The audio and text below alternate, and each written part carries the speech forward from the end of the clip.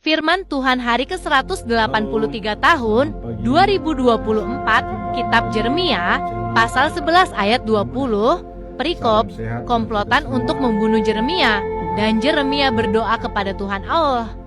Firman Tuhan pada hari ini, yaitu di hari yang ke-183 tahun 2024, diambil dari Pemalas HKBP untuk bulan Juli selama 1 bulan, sebagai firman Tuhan yang harus kita renungkan, yaitu tertulis dalam surat Paulus ke jemaat Filipi pasal 4 ayat 19 dengan tema Tuhan memelihara hidup.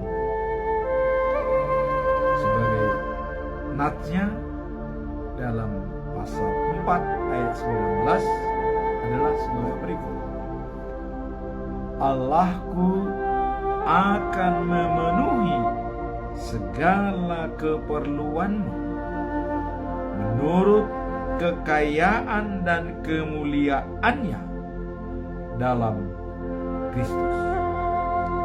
Itulah sebagai ayat untuk bulan Juli tahun 2024 ini. Nah, kemudian khusus firman Tuhan pada hari ini diambil dari kitab Jeremia pasal 11 ayat 20 dengan perikop komplotan untuk membunuh Jeremia. Dan sebagai natsnya ayat 20 pasal 11 adalah sebagai berikut: Tetapi Tuhan semesta alam yang menghakimi dengan adil, yang menguji batin dan hati, biarlah aku melihat pembalasanmu terhadap mereka, sebab kepadamulah kuserahkan perkaraku. Itulah hari ini.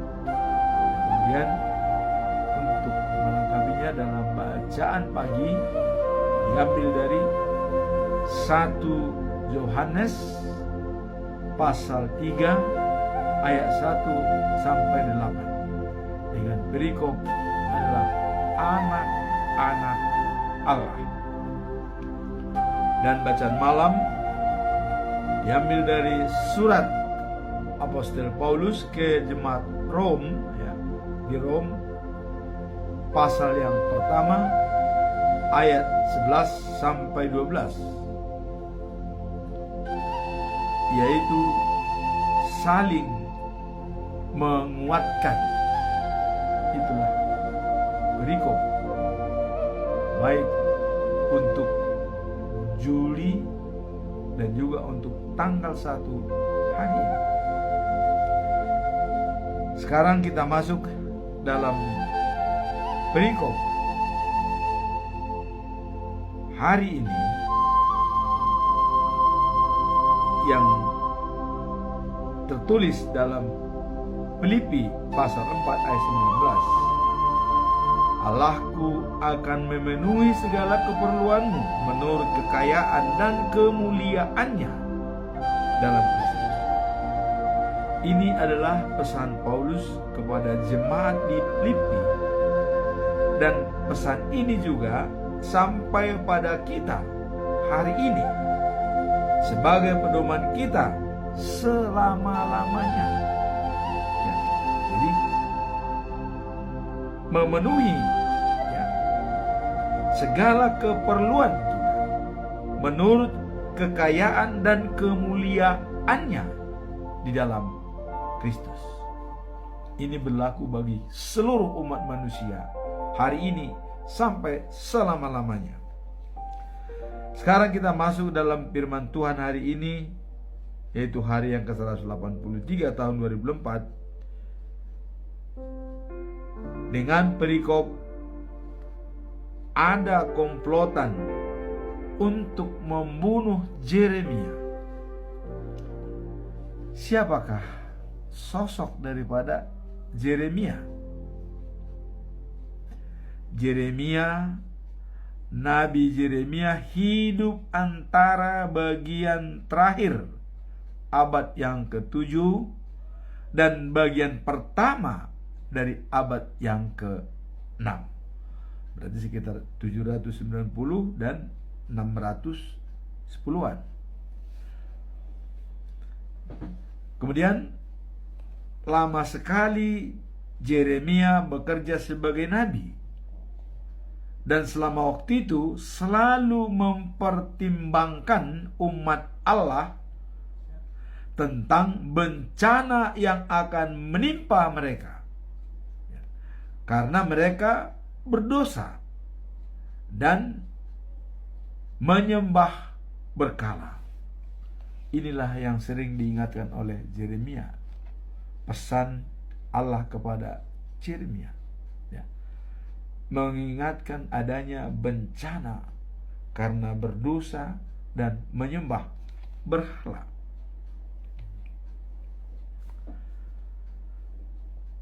Kemudian nubuatan itu menjadi kenyataan pada masa Yeremia masih hidup. Jadi bencana itu kenyataan. Dan salah satu contoh yang paling konkret adalah pesan Allah kepada Yeremia supaya Zedekia menyerah, supaya keluarganya selamat. Tapi apa yang terjadi? Zedekia malah menganggap Yeremia itu, wah ini main-main ini, saya raja kok orang ini. Jadi dia tidak tahu kalau itu pesan daripada Tuhan kepada Yeremia. Diingatkan saya, ini akan Yeremia, diingatkan oleh dia ke Yeremia, Zedekia, menyerahlah kamu kepada Raja Babel, berikut keluargamu dan semua rakyatmu, supaya kamu selamat. Karena sudah banyak memang orang-orang Yehuda dari Yerusalem dibawa ke Babel. Dan ada juga yang pro Nebukadnezar. Dan Tuhan mengatakan, walaupun nanti Yerusalem itu harus dikepung oleh Nebukadnezar habis-habisan, hancur lebur, tapi kamu selamat, katanya. Raja Zedekia menganggap, wah ini bagi saya berat ini, karena di Babel itu sudah banyak orang Yehuda, baik yang membelot maupun yang dibawa oleh Nebukadnezar.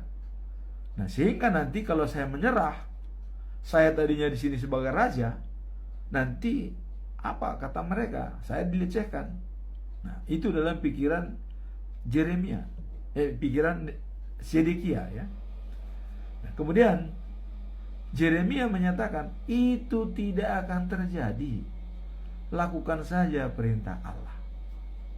Namun tidak diindahkan, Bahkan Yeremia mau dipenjarakan, ditangkap.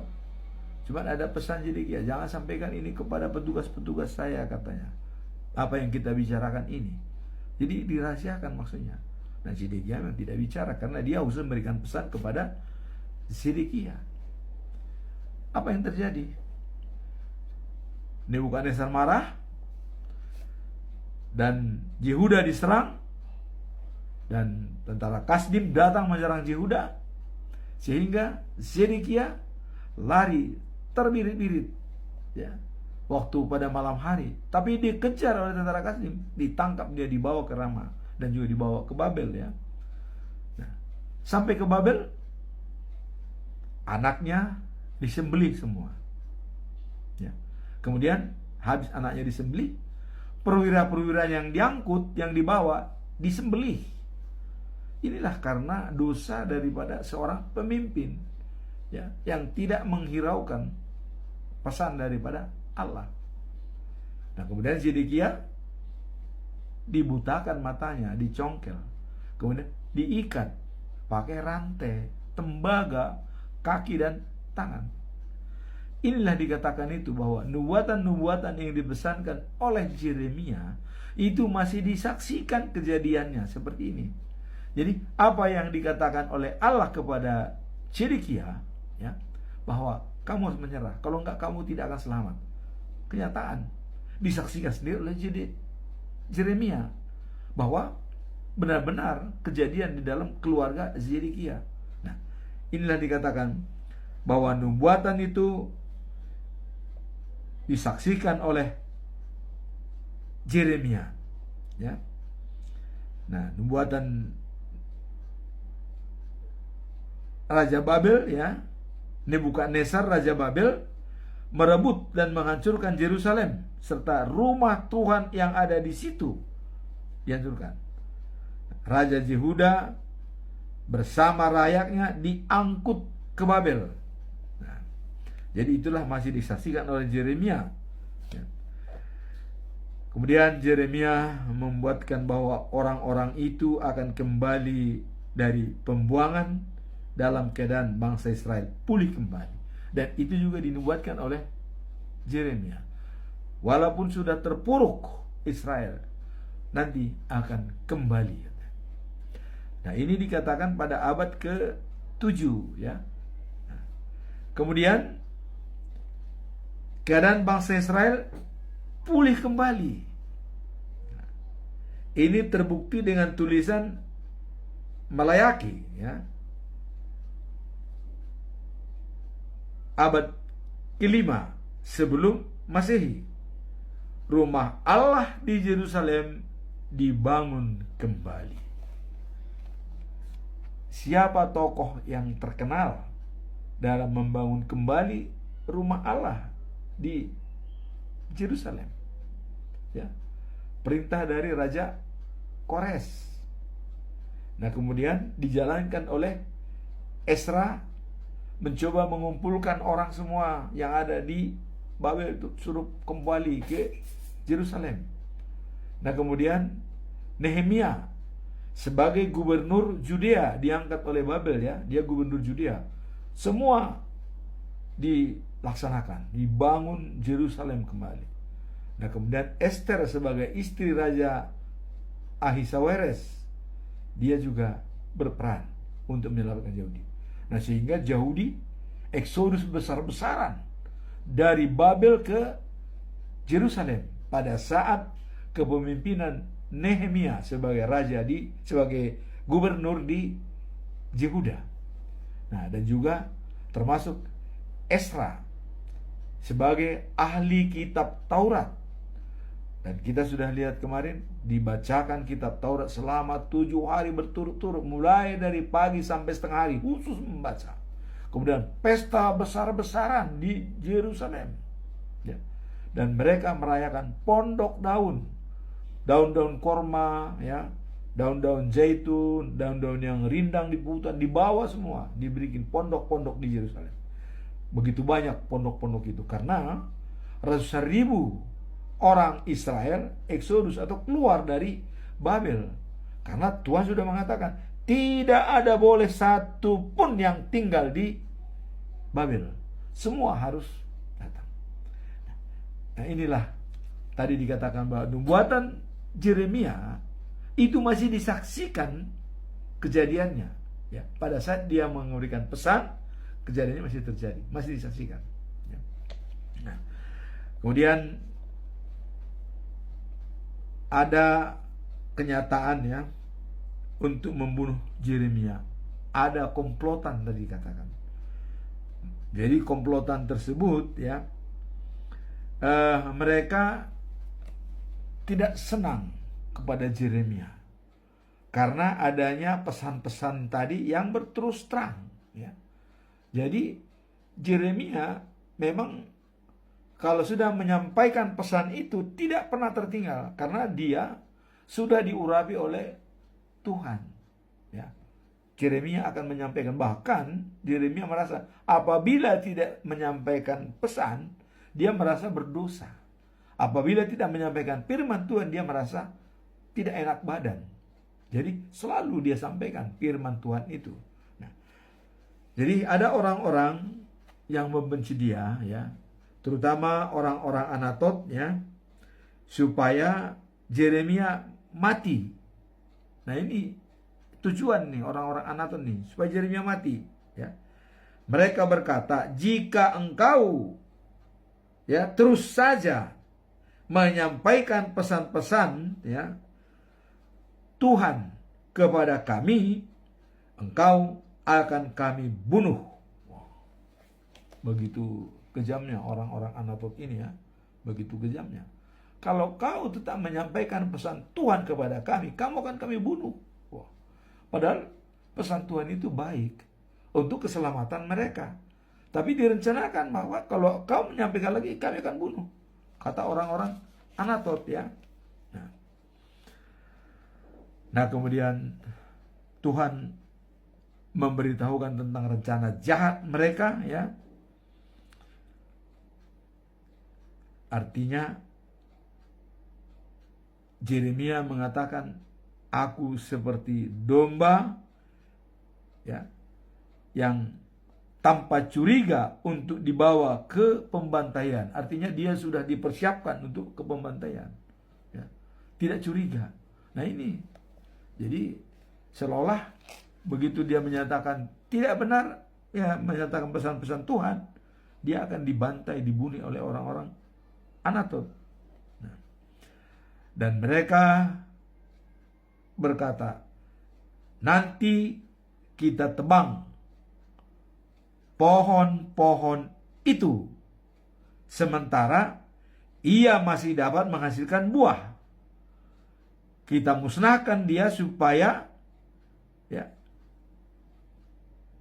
tidak menghasilkan buah. Jadi artinya di sini bahwa ini sebagai sosok Yeremia ini.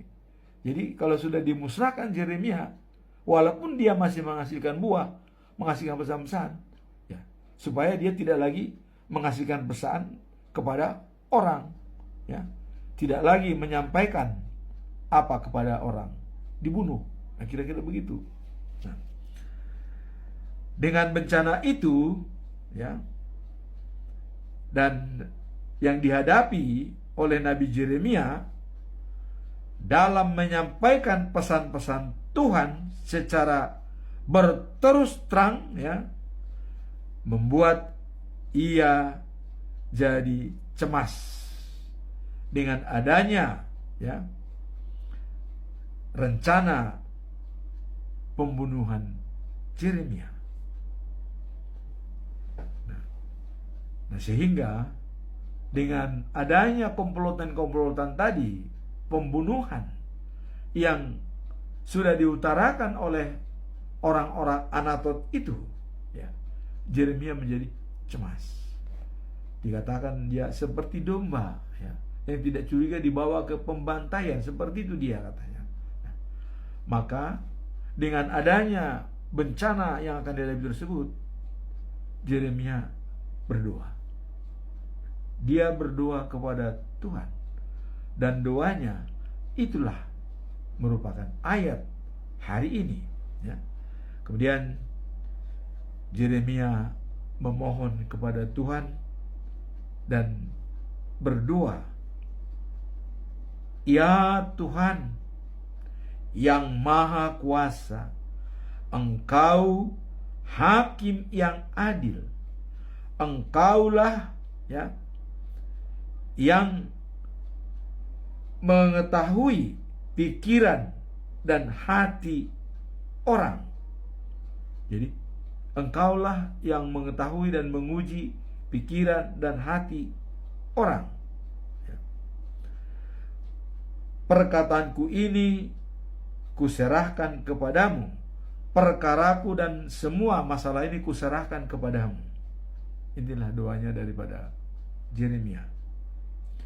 Semoga aku dapat menyaksikan Engkau membalas perbuatan orang-orang itu. Itulah doa daripada Yeremia, ya.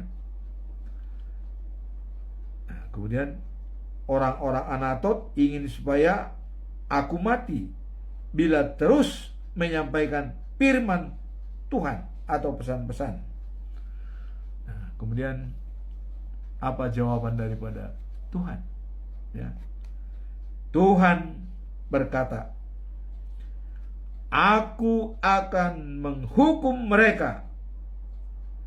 Orang muda mereka akan terus dalam pertempuran. Anak-anak mereka akan kelaparan. Aku sudah menentukan waktunya untuk mendatangkan malapetaka ke orang-orang Anatot. Inilah jawaban Tuhan. Dan ayat hari ini, doa daripada Yeremia dijawab oleh Tuhan. Jadi ayat hari ini tadi katakan, tetapi Tuhan semesta alam yang menghakimi dengan adil, yang menguji batin dan hati, biarlah aku melihat pembalasanmu terhadap mereka, sebab kepadamulah kuserahkan perkaraku. Inilah inti ayat hari ini. Jadi dengan adanya rencana pembunuhan terhadap Yeremia, dengan berterus terang dia menyampaikan pesan-pesan Allah demi perbaikan daripada umat Israel, tapi mereka menganggap bahkan, wah ini nggak benar nih, seolah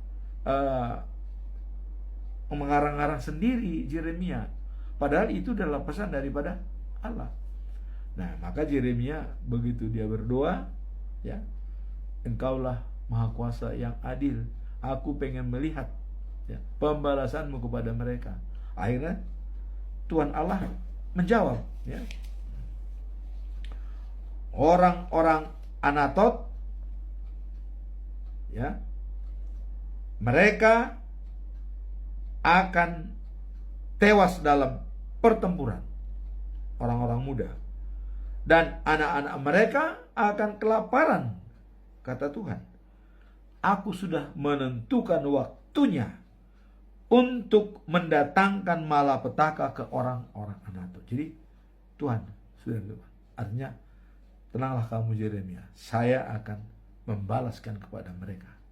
Orang-orang mereka, orang-orang muda akan maju ke pertempuran dan tewas.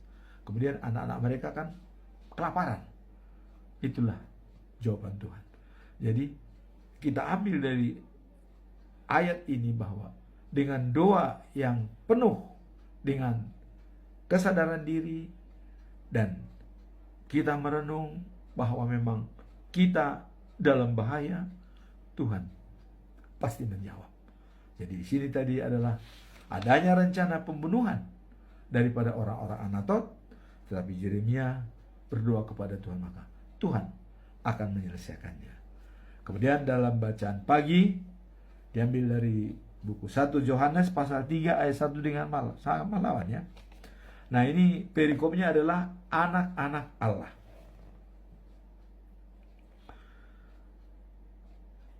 Surat Yohanes yang pertama ini ditulis ada dua maksudnya. Nah, yang pertama adalah memberikan dorongan kepada pembacanya, termasuk kita yang membaca surat Yohanes ini. Kenapa? Supaya dapat hidup bersama dengan Allah, ya, dan anaknya Yesus Kristus. Jadi tujuan utama daripada Yohanes supaya dapat, ya, hidup bersama dengan Allah dan anaknya Yesus Kristus. Jadi dua-duanya, ya, Allah dan Yesus Kristus sebagai anaknya yang tunggal. Inilah tujuan daripada Yohanes kepada pembaca, memberikan surat ini supaya tetap bersatu dengan Allah dan Yesus Kristus. Nah, kemudian yang kedua, untuk menguatkan mereka, ya, supaya tidak mengikuti ajaran-ajaran yang salah, ya, yang dapat merusak kesatuan mereka dengan Allah dan Yesus Kristus. Ini yang kedua. Jadi mengingatkan supaya jangan terpengaruh dengan ajaran-ajaran yang sesat atau yang salah, yang bisa merusak kesatuan antara Allah dengan Yesus. Seolah-olah itu berbeda gitu. Jangan, bahwa itu menyatu.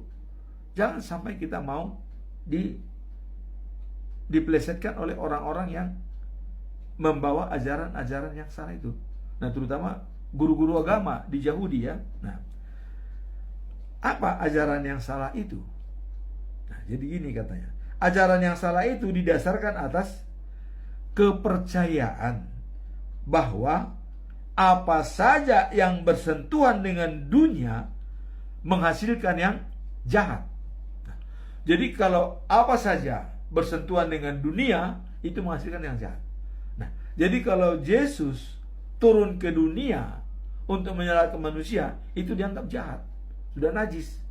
Kenapa? Karena Yesus sudah bersama dengan dunia. Nah, inilah ajaran-ajaran yang sesat ya, dari guru-guru agama. Nah, jadi katanya Yesus anak Allah tidak mungkin telah menjadi manusia. Mana mungkin Allah menjadi manusia? Tidak mungkin ya. Padahal dia tidak tahu apa manajemen daripada Allah sendiri. Karena Allah tidak boleh dilihat manusia ya. Nah, sementara dunia ini semakin rusak.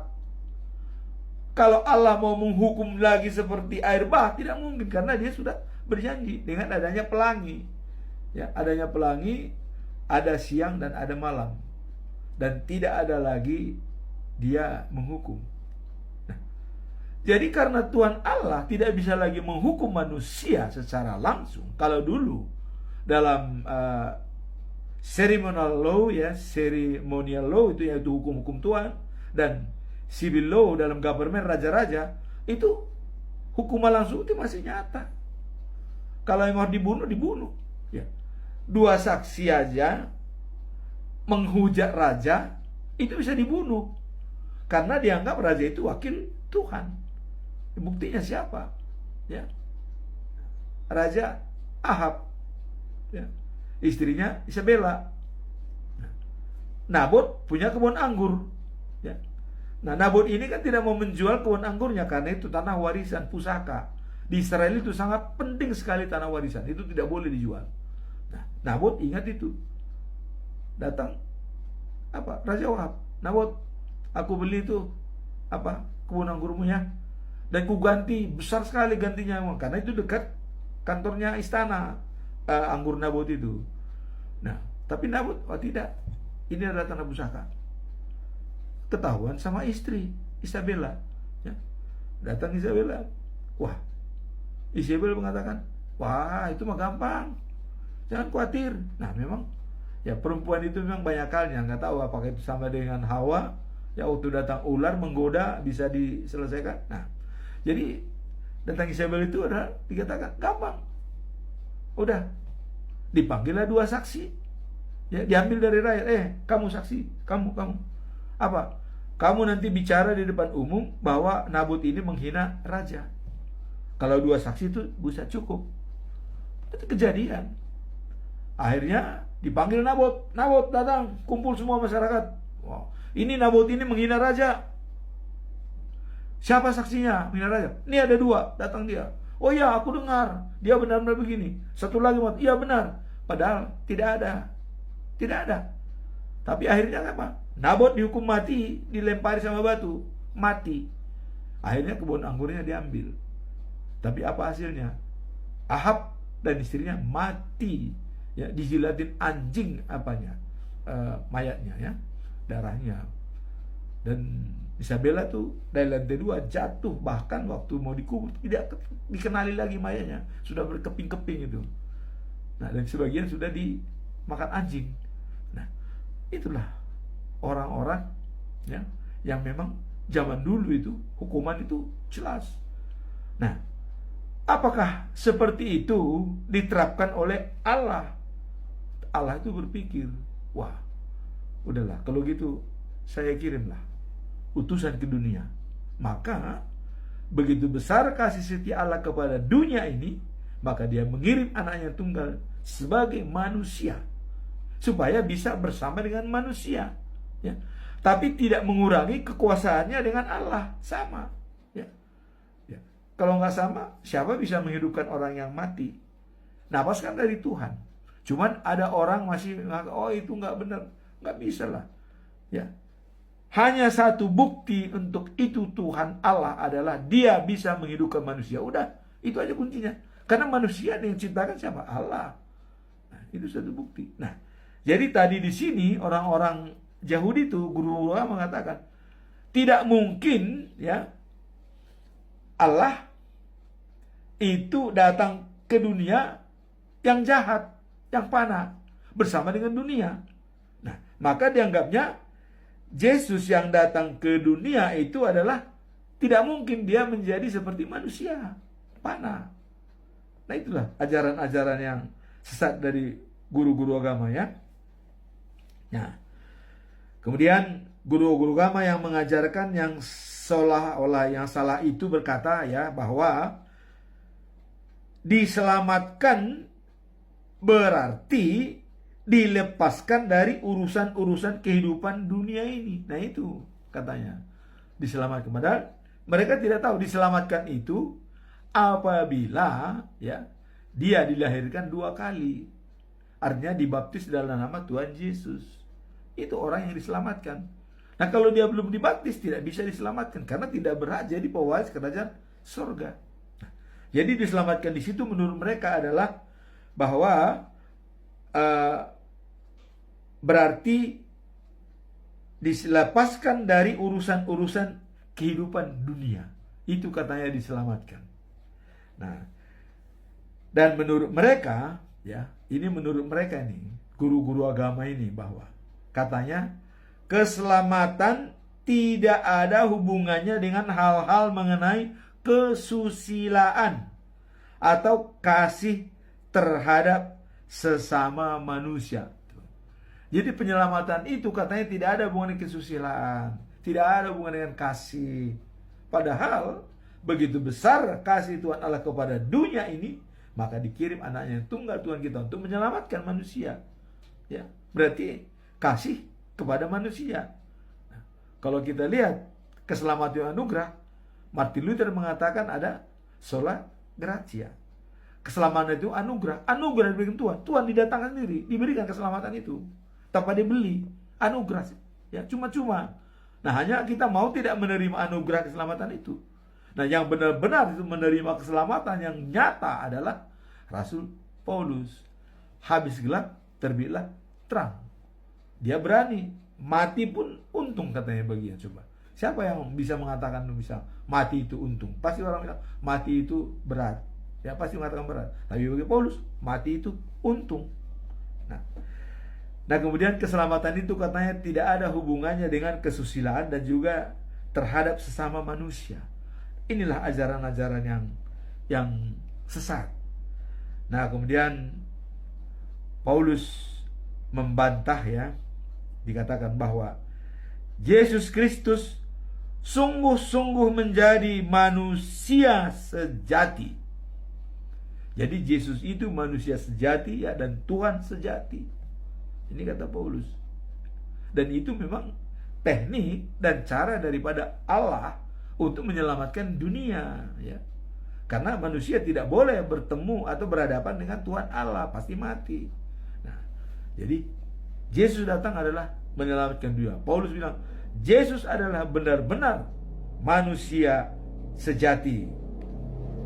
Nah, kemudian semua percaya, ya, bahwa mengasihi atau percaya kepada Yesus, ya, juga mengasihi Allah, ya. Nah, hal ini pula mengasihi sesama. Nah, jadi dengan kita akan diakui menjadi anak-anak Allah. Inilah pengakuan bahwa kita itu anak-anak Allah. Apabila kita sudah percaya kepada Yesus, itu juga ya mengasihi Allah, ya, dan juga itu mengasihi manusia. Maka kita sudah dianggap anak-anak Allah. Inilah hubungannya kalau kita dianggap itu menjadi anak-anak Allah.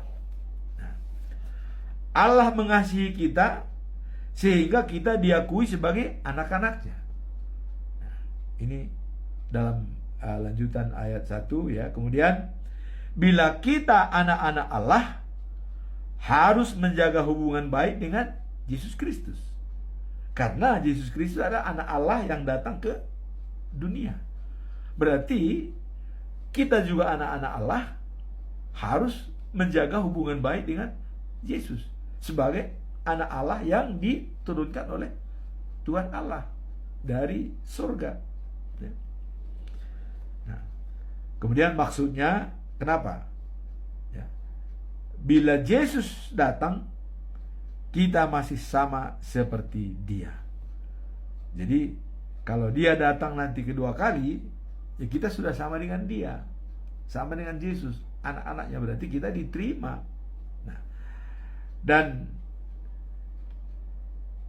diharapkan ya, semua orang ya mempunyai harapan terhadap Kristus. Jadi kalau sudah demikian, kita anak-anak Allah, semua manusia ini harus mengharapkan belas kasihan daripada Kristus. Itu maksudnya. Nah, kemudian ada di sini pesan daripada Yohanes ya. Nah, orang berbuat dosa melanggar hukum Allah. Nah, jadi Kristus dalam menghapuskan dosa-dosa manusia. Jadi harus menjadi orang benar, suci, bersih, ya, dan jangan berbuat dosa atau melanggar hukum Allah. Nah, karena Kristus sendiri adalah suci. Nah, kemudian pesan terakhir daripada Yohanes, anak-anakku, jangan membicarakan siapapun juga ya yang menyesatkan kalian. Jadi jangan membicarakan dan membiarkan siapapun juga akan menyesatkan. Ini pesan dia. Nah, kemudian orang-orang yang melakukan kehendak Allah adalah anak-anak Allah. Jadi kalau sudah melakukan kehendak Allah, berarti kita anak-anak Allah. Nah, kemudian tetapi orang yang terus-menerus berbuat dosa adalah iblis, katanya. Iblis berdosa ya sejak semula. Jadi kalau kita berbuat dosa itu sama dengan iblis. Karena iblis sudah berdosa sejak semula. Nah, kemudian anak Allah datang untuk menghancurkan iblis. Nah, jadi bagaimana Allah menghancurkan iblis? Ya, dengan kematian itu adalah kuasa iblis. Tetapi kehidupan adalah kuasa Allah. Nah, jadi Yesus sudah mengalahkan kuasa iblis. Kenapa? Karena begitu Yesus disalibkan dan mati, dikalahkan itu si iblis. Dia bangkit. Ya, hidup kembali. Nah, diharapkan kita juga seperti itu. Makanya Paulus mengatakan, kenapa bagi dia untung kalau dia mati? Karena tercapailah tujuannya, sama dengan Yesus, bangkit kembali. Itu. Nah, jadi kalau kita sudah anak-anak Allah, kita harus mengetahui bagaimana anak Allah berbuat, ya, Tuhan berbuat. Ya. Kita lihat semua daripada petunjuk-petunjuk dari Tuhan Yesus, ya. Dan petunjuk yang paling ditekankan oleh Yesus adalah pada waktu dia ya mau naik ke surga untuk duduk di sebelah kanan Allah Bapa. Pesannya kepada rasul-rasul, pergilah, kabarkan berita baik ini kepada semua manusia, semua orang, dan baptis mereka di dalam nama Tuhan Yesus, supaya mereka mendapatkan hidup yang kekal dan sejati. Yang tidak dibaptis, dia akan mati. Tapi yang dibaptis, dia akan hidup. Nah, jadi segeralah bagi orang-orang yang belum dibaptis di dunia ini, segeralah baptiskan diri ya kepada pendeta atau kepada siapapun, supaya kamu beroleh hidup yang kekal. Nah, jadi dengan keputusan hari ini kita dalam hal kita adalah anak-anak Allah ya. No time for setan.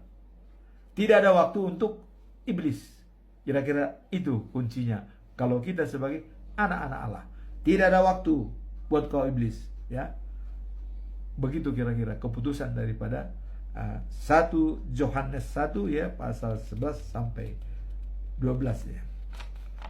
1 sampai 8 ya. 1 Yohanes 3 ayat 1 sampai 8. Tidak ada waktu untuk iblis karena kita sudah menjadi anak-anak Allah. Nah, kemudian bacaan malam ini diambil dari surat daripada Rasul Paulus ke jemaat yang ada di Rom ya. Yaitu Roma pasal 1 ayat 11 sampai 12. Apa? Nah, ini adalah merupakan bisa juga mendukung daripada yang tadi ya. Perikop pertama dengan adanya pemberontakan untuk pembunuhan daripada Yeremia, kemudian anak-anak Allah ya, sebagai anak Allah ini hidup untuk saling menguatkan. Jadi bukan saling melemahkan, saling menguatkan. Bagaimana saling menguatkan itu? Nah, dikatakan begini ya. Pesan Rasul Paulus, saya ingin sekali bertemu dengan kalian supaya saya dapat membagi dengan karunia dan roh Allah untuk menguatkan kalian.